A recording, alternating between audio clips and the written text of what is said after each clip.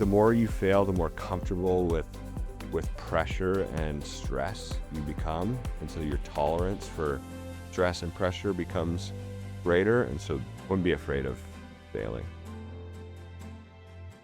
Welcome to the Install Pros podcast. This is where we sit down with the people that are building, leading, and setting the standard in the home renovation space. I'm with Connor Williams today, the president of Ashton Plumbing, Heating, and Air Conditioning. Welcome, Connor. Thank you for having me. Happy to be here. Thank you for coming.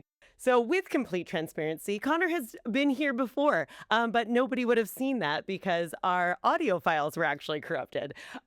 So I very much appreciate you coming back. And we will get into that a little bit of how we learn from our failures, because it's very important to experiment, to try things. And sometimes it doesn't always work out the way that you had planned. So yeah, we That's appreciate you business, doing right? a redo. So we're going to dive into it. Yeah, no worries. It's a nice drive out to Langley. Gives me a chance to make some phone calls and do some thinking. Normally my commute's only 10 minutes to work, so it was nice Some to, commuting thinking time. yeah, it was Perfect. great. Well, let's dive into it. Connor, why don't you introduce yourself and Ashton and a little bit of your backstory here? Sure, yeah. My parents started the company in 1987. We're a plumbing, heating, and air conditioning business. So second generation now. I started in the business when I was 14 years old. I don't believe legally able to work at that point, but was forced into the business to start paying for my hobbies. And I was a plumbing apprentice throughout high school. I wasn't a very good apprentice. Full transparency, I'm probably the worst tradesperson to ever run a trades business. My wife still hangs the pictures in our house. I wasn't very good at it. And consequently, I didn't really want to get into the business because I wasn't that great at it. And so I went to college and was pursuing a career in law. I wanted to be a sports agent. I wanted to work for the NHLPA. That was my dream. And once I reached the end of my undergrad and I was about to go to law school, I met my now wife, and she's like, "You realize that like you're gonna have to do a lot of reading in law school." I'm like, "Yeah, I don't mind reading. I like reading," but she's like, "Read some of the books. Like these look pretty brutal." And sure enough, yeah, constitutional law is not a very fun book to read, Canadian constitutional law. And she was in the business program at UVic, and I just had so much respect for her and what she was doing in her career. I was fascinated by it, and I thought I can do that too. Like I'm definitely sharp enough. I could have gone to business school, and I just thought it was cool, business. And she's like, "Well, you have a very good business in your family. Like, well, what are you doing? Why are you going down this path? Why do you want to do Why this?" did you resist at first? I thought that growing up in the trades, it was different than it is now. The newer generation were a little bit more kind to new apprentices. We actually want them to stick in the trades because we need them. People are just a little bit kinder, and back then it was a little bit more of a tough environment. You kind of had to have thick skin, and I was just not that good at it. So it was like, you're not good at something, people are kind of a bit hard on you. And so I thought that like I could take it. It wasn't the end of the world, but I thought that it would be very difficult for me to lead my parents' organization if I wasn't like the best plumber. And so That's shifted so much now. yeah, That for sure. expectation is not necessarily there anymore. No, and it took a while for me to realize that being able to run the business was as important of a skill to the company. Everybody contributes in some way. And a very So different skill. a different skill. Yeah. Yeah. So Yeah. I guess my wife sort of gave me the confidence that it was okay, and that I'd be good at it. And How happy was your dad when you said, "Hey, I think this is actually something that I want to do"? I think he knew all along that He it was would just eventually, waiting for you to yeah, get there. yeah, for sure. I think, yeah, they were obviously happy. But yeah, I didn't know what it was going to look like. I didn't know, whether I just be an employee. I didn't know whether I'd run the company I was like, I'll come back. I'll do something different. And so I did. And what position did you come back to when you started Um, yeah, at so Ashton? I went to BCIT at the same time, got a business degree there, and then I started in commercial sales. So I was selling. That's a good place to start. Yeah, it was Yeah. awesome. I was selling maintenance agreements to strata corporations and shopping centers and commercial accounts. Um, and I had a lot of fun with that because I was super young. I was like 21, 22. A pretty decent golfer, Yeah. a pretty decent diner of foods. So it made sense for me. And I had a lot of fun doing it, entertaining people and, using what I was learning in school in terms of like sales management and marketing and ops. Like it was a lot of fun. And I still do some of that today, even though we have a whole team for that now. But I love that team because that's where I started. But then we shifted into residential B2C, and that's when like right around where I met you guys. Like we were kind of getting into it at that Yeah. time. I was like a kid then, um, and my dad had this dream of starting a retail B2C business, and he'd always been a commercial contractor that prided himself on good quality service, and he was always studying B2C businesses and trying to apply it to commercial, but he never really got it off the ground or spent any time trying to do so. And then when I came into the business, he started like poking at like, let's market this, let's do this. And he found this organization called Nexstar. It's like a best practice group for residential home services contractors. And he brought in a trainer from Nexstar, and he went full like on board with this. They have like a whole operating system of how you are supposed to operate, almost like a franchise. They're not a franchise, like they're all independently owned contractors, but Is that about the same time you built your amazing training facility? that came a little later. But they were part of the like they coached to Evolution of that. that? Yeah, exactly. Like we learned from other companies within Nexstar, and a lot of them are doing that. But anyway, we decided to go all in with residential, and my dad's vision was everybody in the company is going to be able to run a service call in Mrs. Jones's house, and I didn't see it working that way. I knew the behaviors that were required, the characteristics of the technicians, and I knew what our guys wanted to do. And our guys were commercial guys. They wanted to be left alone. They didn't want to go in front of a homeowner and have to present options and follow a system. And Very it's different way sale. different, Yeah. way different. So we hired this guy, Ron, who became my mentor, and he became the person who ran the division with me. And he brought me along to report to him essentially.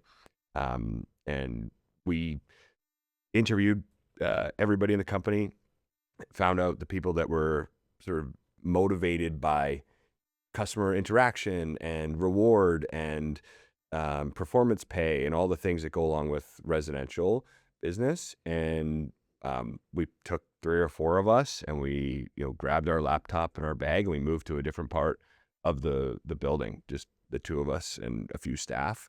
It started from Start basically a startup. yeah, Yeah. yeah, like $0 in revenue. Um, and my dad was like, "This isn't gonna work. You should have just done what I wanted to do." And I'm like, "Well, whatever. Let's try."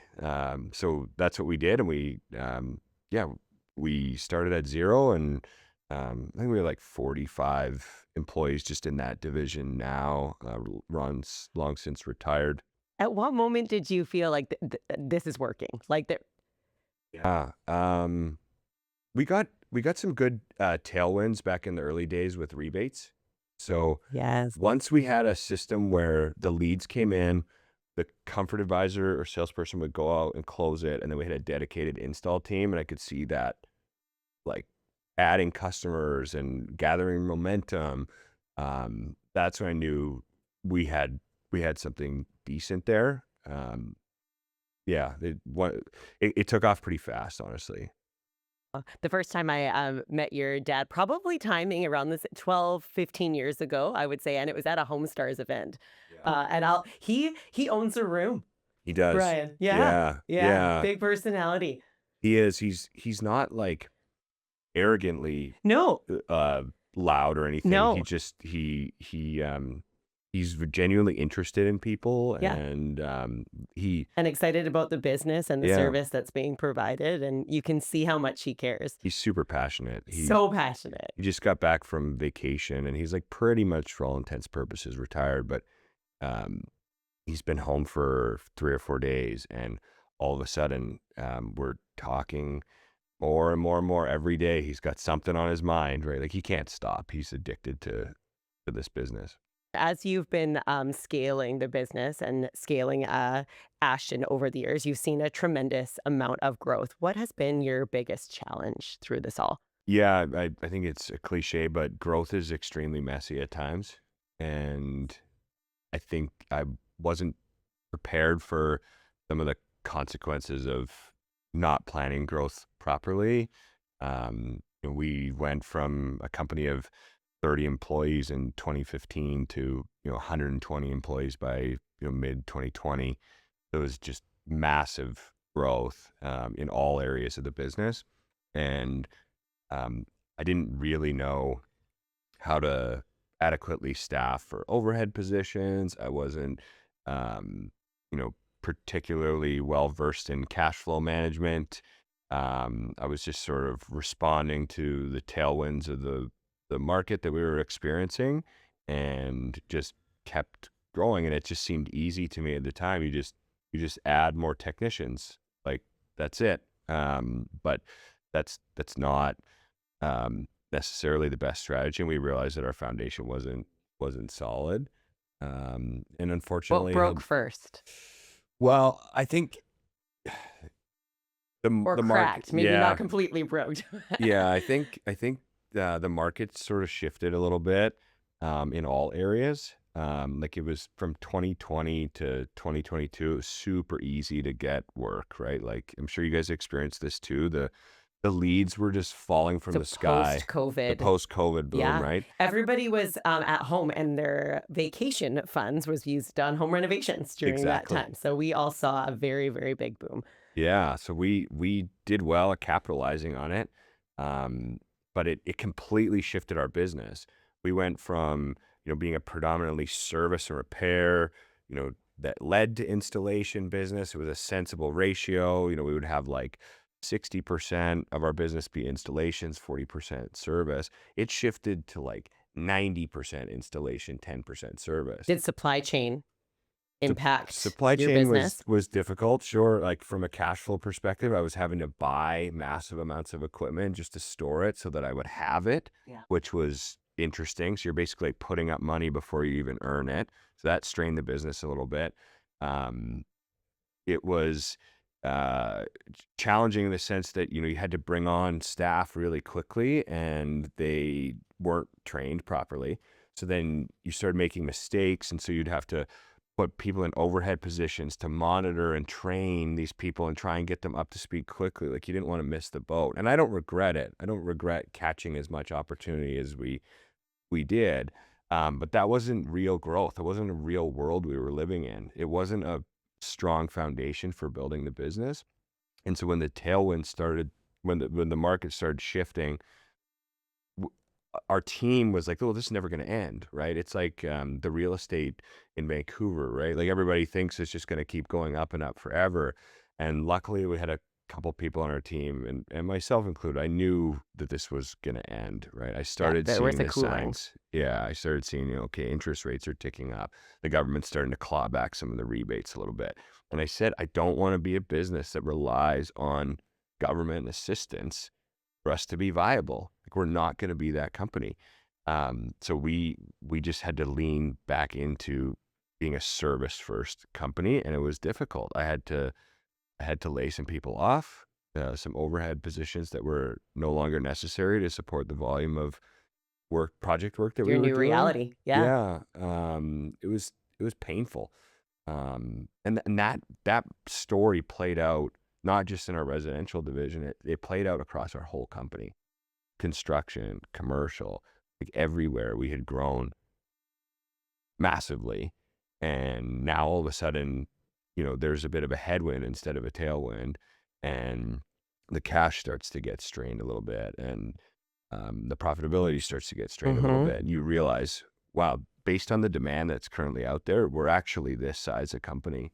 Yeah. And you What realize was it's your happening. dad's mentorship like during that process? Because had he seen some of the ebbs and flows previously, and could he provide any guidance or foresight into what you were going to experience when you were going through any of that? Yes and no. I mean, he was very careful and methodical, and built his business to a size where, he was comfortable providing a good lifestyle for his employees. Like, he had never experienced growth like this. I mean, he was part of the journey of the growth with me, but previously, no, he hadn't. Didn't have a lot of comparison. No, and he had prided himself forever on never having to lay anybody off. And Oh, so, so like, that hurt.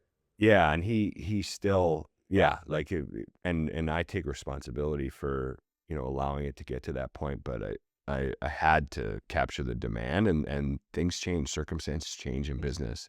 It sucked, but um so he was great. He knew what we had to do and understood what we had to do, and just constantly reinforced to me, his values and how he sees business. He always believed that we're a service business that's there to service a customer, and in the end, we'll get installations if we do a good job.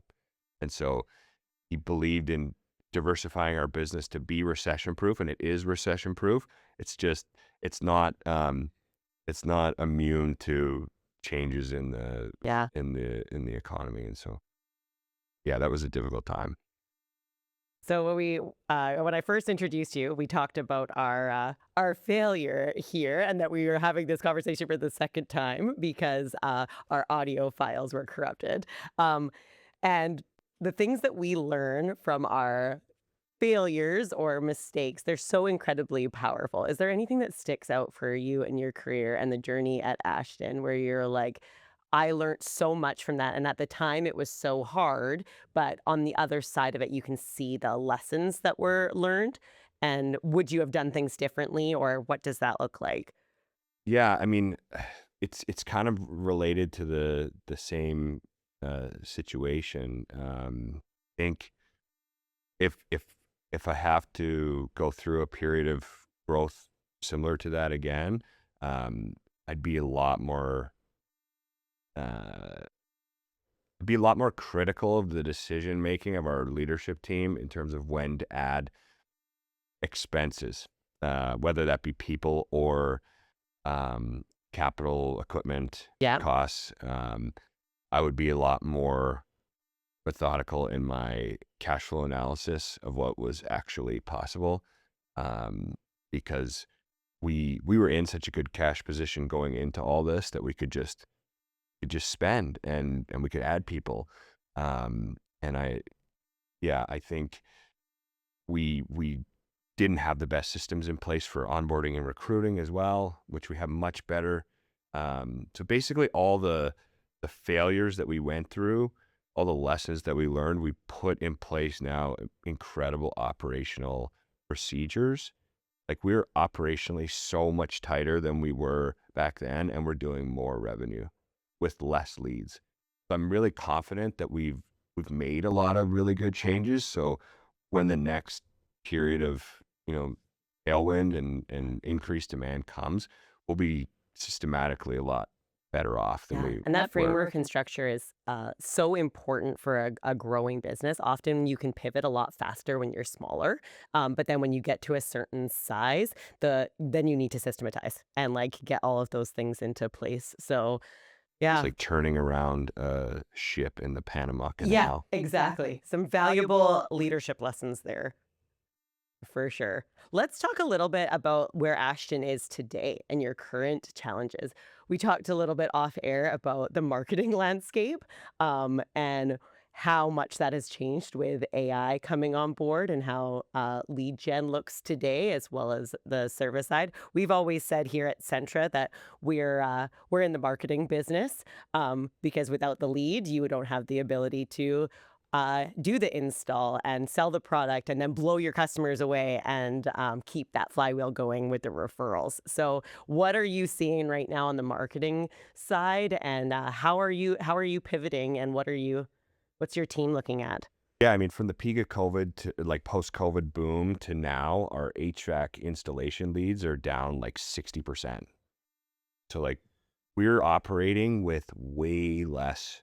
So conversions become that much more So important. critical, Yeah. so critical. Like it didn't matter really before. Like it did, but it didn't. You know what I mean? Yeah. It was so easy to get the leads in, Yeah. and now And the it's cost of those leads was it was super way, cheap, way lower. Yeah. super cheap. Now everything is a fight. It's scrappy out there. So we've been forced to take a good look in the mirror and say, how are we operationally converting these leads from the time we pay for them and they come in the funnel to the touch point in the call center to what are our technicians doing with every single opportunity? Like we have a super, super granular focus. It's mainly operational, less marketing. I mean, the marketing levers are what they are. You spend or you don't, right? You turn it on or you turn it off. Digital drives a lot of it. But we have just been insanely focused on the inbound conversion and that whole pipeline. We have a call funnel up in our call center right now that everybody looks at every single day. And our goal number is to turn from 100 phone calls that come into the call center. We want to see 30 of them become invoices. And that sounds like a low percentage, but like there's obviously, some stuff in there that's not real, but like follow-up calls and things like that. Yeah. But Yeah. we want that whole funnel to be tracked in great detail so that everybody understands that every opportunity is incredibly critical right now. How would you describe Ashton's differentiator and value proposition? And how does that impact your business? Yeah, great question. I think everybody that needs a home service contractor, the most critical thing that we hear is time. Time is people's most valuable resource, and they want to get their problem fixed as quickly as possible. And so for us, speed to lead Yeah. is really critical, making sure we're getting to the people quickly. Yeah. Especially if there's an emergency, because your business definitely has a few emergencies where people are in a critical spot and they need you out there very, very fast. Yeah, I mean, the conversion rate on emergency calls is very high. The average sale on emergency calls is very high. So the faster you get there, we win as well. So the customer wins because we solve their problem quickly, but we also win. So we're speed is incredibly important to us, but also education and quality. I know it sounds cliche, but it's extremely hard to deliver on. So our competitors can't deliver the level of quality and education that we give. We don't rush through any calls. What's unique about us is our technicians are only given 3 opportunities per day, and in a perfect world, it's only 1. In a perfect world, we spend all day with the customer developing a relationship and solving problems for them. We want to make sure that they know all the bad things that are happening in their home and all the good things that aren't. And so we're trying to develop a deep relationship with every customer. And some of our competitors, their philosophy is different. It's volume, right? They want to get through 5 or 6 homes in a day.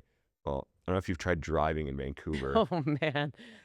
Just gets worse and worse. Right. So like trying to see 6 customers a day, like how great of a experience are you giving them? Like how can you actually tell them all the things that are going on in their house? You're So getting some good branding while they're out on the road though, because I see your trucks. I guess that's true. I guess that's true. But yeah, we want them in the driveway. The longer, the better. Yeah. Connor, is there anything that I haven't asked yet that you really wanted to get into today?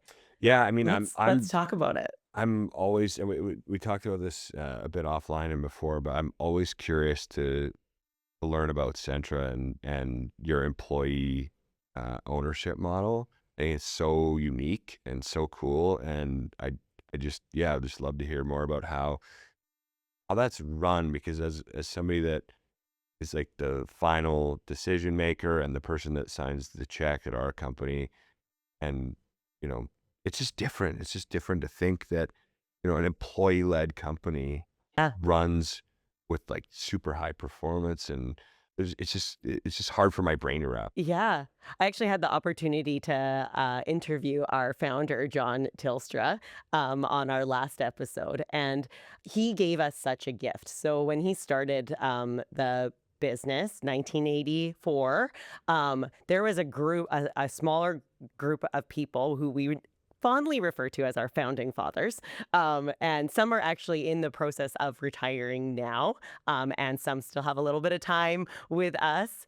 But that they just, it was important to John, that for one, it was for succession planning, but he always believed that we're better doing things together. So it's the profit sharing piece. It's also sharing in the risk and the investment. So there was that initial group of people that kind of started our employee ownership model. They were getting out mortgages on their house to build the business at the beginning. And since then, as it's evolved over time, we have a share match program. So it's not forced. You don't have to buy shares when you become an employee, but they're definitely offered. And when we did our acquisition of Supreme Windows and Doors in Calgary, that went from a 3-owner group that we were buying the business from. And we offered the opportunity within the first couple of months for anybody who wanted to buy into the business. And we got over 80% of the employees of Supreme converted over to the Centra model and bought shares. And it does impact our customer experience, most certainly, right from the beginning of end to end. And because just about everybody that you're working with is an owner in the business, and they care just that little bit more about making sure that we're taking care of our money. Like, it's an interesting thing, even if it's the difference between, taking an Uber to the airport or asking people around the office, anybody driving out to Abbotsford can give me a lift. Like, we all think like owners. So it's a mindset shift. And when John retired, just before 2020, I think was when we find January of 2020, that succession was kind of also built in because there was a group of us employee owners, and we bought the business from him. So his shares, then we purchased them back, we redistributed them. Other people bought into the business, and kind of that machine keeps going. And so, yeah, that was such a gift to all of us, but it also means that we've got lots of opportunity here for people to continue to grow, buy into the business. We call it our pension plan, so that when you are ready to retire, but you're also able to invest through the process. And we care that little bit more as well about making sure that we're setting up the next gen for success. So we talk about succession a lot, and training and developing and making sure that the next gen is coming through the business that can take it over. Which was recently we went through a restructure as well, and now we're segmented rather than geographically that we were before. Now we're set up by customer segment. And so going through that now is just another layer of making sure that we've got people in the right seats to be able to take on more opportunity and more responsibility as they continue to grow their careers here. It's so incredible just to be able to get the cultural alignment to do that. And even with your acquisition, heard statistically, I think it's 60% of employees turn over when you take over a new business. You'd have 80% that decided To we buy want to in. buy into this Yeah. business Yeah. is super, And super we did see impressive. some of that turnover a little later, but some of it was planned, and we knew it because their management team and their leadership team was also aging and in the process there was a lot of retirement that was coming down the pipe. So we knew that naturally. But it also was even personally an opportunity for me because I moved my family to Calgary. So we've been there for the last 3 years now. And yeah, leading out of our Calgary location. It's been a really, yeah, just a tremendous gift how that was set up for all of us. And I think it's a really positive thing for our customers as well. What about the situation with the trades right now? I think there's a couple different themes happening, right? Yeah. Yeah, let's get into You it. obviously have the AI boom, for lack of a better word, which is affecting all sorts of areas of our business. But then you also have, I think, is a declining interest in the trades, which is just so ridiculous when you think that there's so many jobs that are being taken by AI, and some of the most stable jobs are in the trades. Yes. It's fascinating to me, and also frustrating to me that culturally, our society doesn't value this more. You guys find it difficult to get young people into the trades? Yeah, I think that our employee ownership model is really positive for that because we have so many of our team members that are now in sales roles or management that started on the tools, and so we really encourage people to, and we're looking for that talent as well. So we do a lot of like customer or profiling for our communication styles and like performance evaluations, and we're looking for our key installers that have the opportunity to be able to move into other roles depending on what their skill set is and what their strengths and interests are. So I would suggest to any young person that's just like starting out, trades is a great place to be. You can do the entrepreneurial path, like what we're talking about here today, start your own business. Or you can work for a company for a period of time. It's really stable work and it's not going anywhere. Like I think that's the thing that it is. We're here for the long haul. One thing it's interesting that I see living now in Alberta and in Calgary, our science center, Sparks Science Center, they have a whole thing exhibit right now for kids that is all about the trades. So yeah, it's put on by the Alberta Construction Association, and they've got virtual welding that you can give it a go if you want to, and lots of different things where kids just get to try out. There is a plumbing section as well. Awesome. Yes. And I think that really like it is important that the next generation of kids see this as a viable career choice. And it's not going anywhere. So the robots might be able to take over a lot of things, but I don't see it in the trade side happening as quickly anyways. No, yeah, it's for sure recession-proof businesses, right? Like no matter what, I mean, we're arguably in a fairly difficult economic time right now, and Definitely. most stable jobs are in the trades. Even if the private sector isn't building a ton of new construction, we've got major projects in mining and Mhm. infrastructure and government spending on construction. So it's always very safe.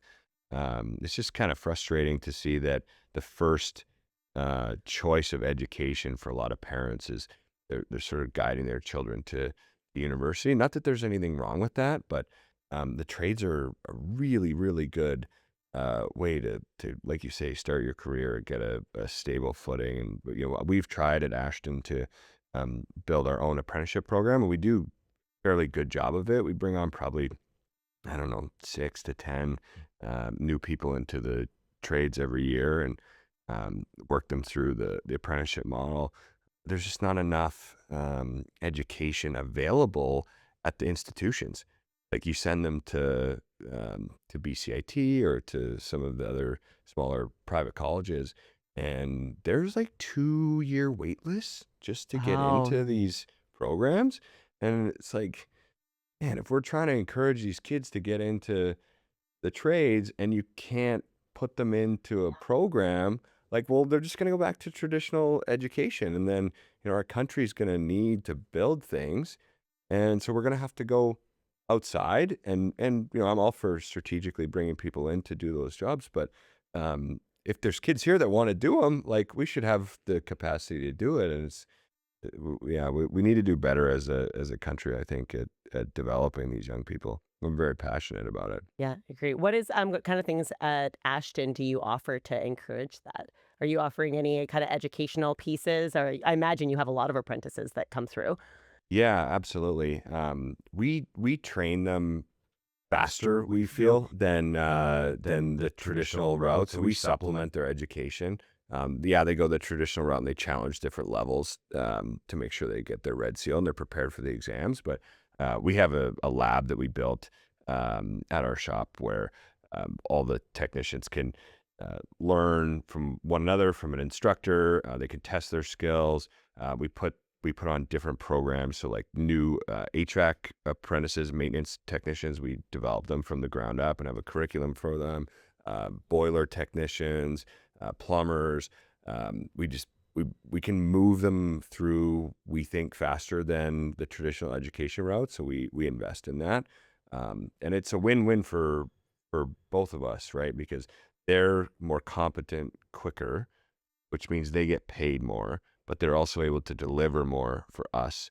So we've sort of accelerated that process, and sort of taken it upon ourselves because it's um, Just not getting it from the institutions. not fast enough. Yeah. Yeah. Yeah, we do something similar in regards to we don't have the carpentry is very similar in regards to BCIT and what is being offered there, which we encourage. But we do lots of on the job training as well, and we've got some really senior installers that really love to train as well, and so they're great mentors for the next generation that are coming up, and they've seen it all. Hmm. So their ability to be able to troubleshoot and make sure that things are done right and can teach those best practices to the next gen is so important. And Gotta suck giving the those knowledge out mentorship. of them. Oh, Yeah. absolutely. Yes. And I always enjoy any amount of time that I get to spend on site, and I always learn a lot because I don't come from the tools myself. However, I do think that if I go back to my high school days, woodwork was one of my favorite electives. So maybe if I hadn't gone the university route, I would have gone into carpentry. Another version of me out there that probably is on the tool somewhere. Yeah. Not me. Connor, let's jump back into the customer experience. When people are looking for plumbing, heating, and air conditioning services, what are a couple of red flags when selecting a contractor and a service provider that they should be looking out for? Yeah, I think most people are gonna find contractors through Google, maybe ChatGPT if they're using that. And so what goes through their mind is, uh, I need to find somebody quickly because I have a problem. In our business, at Yeah. least, yours is maybe a little bit different because it's more of a shopping experience, but they need somebody quickly. And so when you pull up a Google search right now, what you're going to see is Gemini is going to spit out like a few recommendations, and then you're going to go down a little bit lower, and then you're going to find the Google paid ads. And most people don't really pay attention to that little piece on the bottom that says sponsored. That's a paid ad, right? And then below that, you have your organic rank search. If somebody's ranking at the top of that organic search and it doesn't say sponsored on it, it means they're doing a pretty good job of being visible. And Google probably thinks highly of them, that they're a credible source, right? If you're showing up high on that, you're probably a credible source. You've been in business for a while.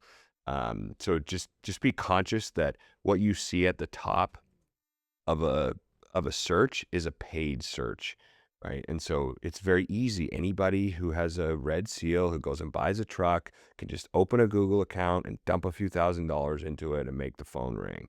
Doesn't mean that they're There's any experience level there. exactly. Yes. So look at the number of reviews that people have, read the reviews. If there's a negative review, how did the owner respond to the negative review? Did they actually respond, or did they just not respond, Yeah. right? It just because somebody has 5-star reviews, if they have 43 reviews, like I'd much rather work with a company that has 5,000 reviews. It's a 4.7 Yeah. because they're Because real. perfection's not a reality. And so if you do have a perfect score, that probably just means that either you haven't been in business or you don't have enough reviews, that it hasn't come through yet. Yeah, I mean that's like from a digital and search perspective, like the simplest way of Filter through the noise. filtering through the noise for sure. In our industry, if somebody is uh, giving an estimate for a piece of HVAC equipment or heat pump or a furnace, if that person's in your house for 15 minutes and they already have a price on the table for you, to me, that's a red flag that they haven't given enough time to actually get to know you, what your needs are, and actually measure the system and design it properly. Anybody that's willing to give you a price over the phone is kind of the same thing, right? Like if you're shopping for a $20 to $30,000 piece of equipment, and somebody's just willing to willy nilly give you a price over the phone, they're not. I mean, maybe they're giving you a realistic range, but like if they're willing to hold to that, I'd be worried that they're going to come back after they make a mistake, right? Yeah. Full That's right. transparency and pricing after a thorough evaluation. Those are valuable companies. They're doing the right thing. Uh, Connor, you've got how many kids do you have? I have 3 children. 3 kids. And you grew up in this business. And are you seeing that, like, are your kids around the business? Like, how are you integrating life and work? And what does that look like for you personally? Yeah, it's it's awesome. I think about the future and what the business might look like when they come of age, and it could be something that we all do together one day. I don't know I don't know where it goes. I'm open to wherever the road takes us. I don't want to put any sort of pressure on them in any way. I just want them to be Find their way find their as way, you have did. yeah, have a great life. Obviously, I'm very fortunate to have a great business that affords me the time to spend with them, and to travel and give them a great life experience, and live in a good neighborhood with good schools, and all those sorts of things. So I'm grateful for that. I struggle at times to balance both of them. Sometimes I want to spend more time with my family, and I want to, I'm help. We're renovating a house right now. It's taking a lot of my time, and I'm not as present in the business. And so, sometimes that's a sacrifice um, that we make. And then sometimes I do a terrible job of being present as a father when I'm at home because I care so much about the business, and a bit of a ADHD, I think, and I become obsessive over things, and the business can consume me, and I find myself At at the hyper dinner. focus moments. Yeah, Yeah, I that resonates with me for sure. staring at my phone at the kitchen table while we're supposed to be eating dinner, and I'm responding to an email, or I'm thinking about something, and I'm not really there. And so, you know, those are things I have to work on as a father, and owning a business. It's amazing though how kids will hold you accountable to that. Like I have had my eldest be like, "Mom, put your phone away." Yeah, And my I'm like, oldest is "Oh, doing that yes." too. Yeah. I Yeah. mean, he's obviously learned it from his mother, who's mentioning it to him, but he started saying it to me as well. Yeah. And it hurts when they say it. It does, but it's also like it's that quick pain that you're like, "I needed it." So like, thank you for the reminder that I'm not being present right now. Great lessons from being a parent. It's interesting to me too how many of those lessons that I've gotten at home from being a parent apply directly to work and leadership, and how I show up here. There's yeah, a lot of correlation there. It's all down to relationships. That's true. Yeah. Okay, Connor, let's dive into our rapid fire to finish off our conversation here. What's an unrealistic fear or unreasonable fear? Yeah. I mean, I think I just have unrealistic fears that everybody has.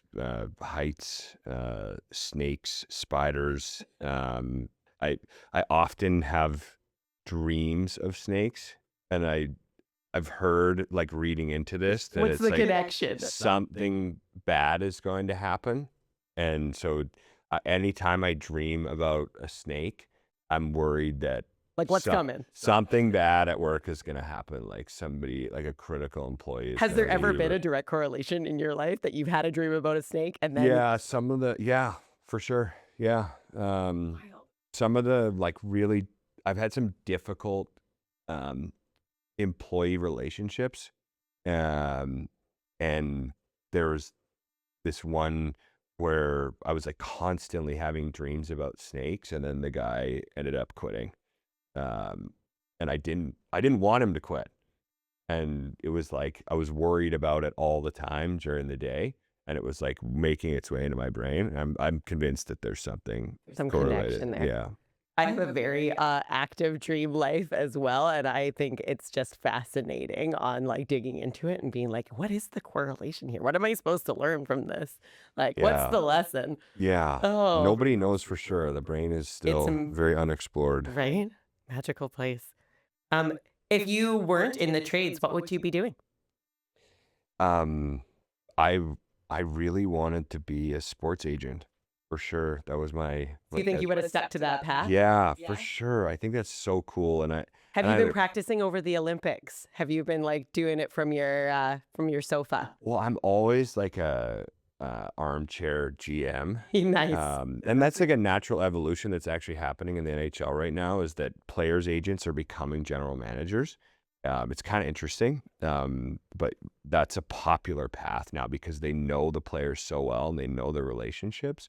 And I love sports and I love business. And so, I'd love to be a GM of a team, or an agent. I think it's fascinating. One of my life goals is to buy a hockey team. I'm Oh, good one. constantly um, putting out into the universe that I'd like to own a junior hockey team at some You, point in my you heard life. it here, folks. Yeah, It so is really in the universe now. it's out there for sure. I've told many people. I one time emailed the owner of the Trail Smoke Eaters after a couple drinks at Christmas dinner, and I said, "Hey, I know you're from Minnesota and you don't actually live here. So if you want somebody, to take over the legacy, a BC based business, I'd love to buy the Smokies from you." And he's like, "We don't have any imminent plans." He did respond. He was really kind. Nice. Yeah, he's like, "We don't have any imminent plans, but if you are looking to buy any other teams, like I could connect you Oh with my some gosh, I owners." love So the liquid courage. Just yeah, I'm like like, "Oh God, I really should have said that. I definitely don't have enough money to be buying the Trail Smokies." uh, Connor, what would you what advice would you give your 18-year-old self? When we talked about earlier today, like failing, I think it's okay to fail. Um, I failed so many times, and I will fail many more times. But the more you fail, the more you realize that you It's can, not so bad. yeah, you can Yeah. recover from it. You're Yeah. resilient, and Yeah. so, yeah, just not be afraid to take risks and fail because it's gonna be okay. Obviously, don't be reckless, but the more you fail, the more comfortable with pressure and stress you become, and so your tolerance for stress and pressure becomes greater. And so the more you fail, the faster you sort of get to that point. So I wouldn't be afraid of failing. Great advice. Okay, this is a fun one. If there was a movie about your life, what actor is playing you? I think I would say George Clooney for sure. Uh, What is it about George? well, I Would mean, he nail Connor Williams? he's it's not even just about his acting ability. I mean, he pretty much, I feel like he plays like a similar character in every movie that he's in, but I think that's just him. Like he just is who he is on screen, but he's just so cool. Like Yeah. I think he's so cool. I think he's like a global, um, uh, what's the word I'm thinking of? Like, Icon? well, yeah, he's just like a master of all things. Like he's Yeah, like he quite is. well rounded. He's an entrepreneur. Yeah. He's like involved with that Casamigos, but he's also like his wife is like, Oh, he's got great taste in women. Yeah, yeah, she's like amazing. she's a powerhouse. Like they're just like global leaders. They're making big good, yeah. Like there's no, like I don't know anybody that's like, this guy is a bad dude. So I don't know. I always liked He's him. got the vibe that he could play Yeah. really well. Yeah, and he's definitely more handsome than me, so it'd be like an enhancement to my image. Yeah, Well, thank you so much for joining us today, you're Connor. This has welcome. been This is really fun. fun. Thank you for joining the Install Pros podcast. We'll see you next time.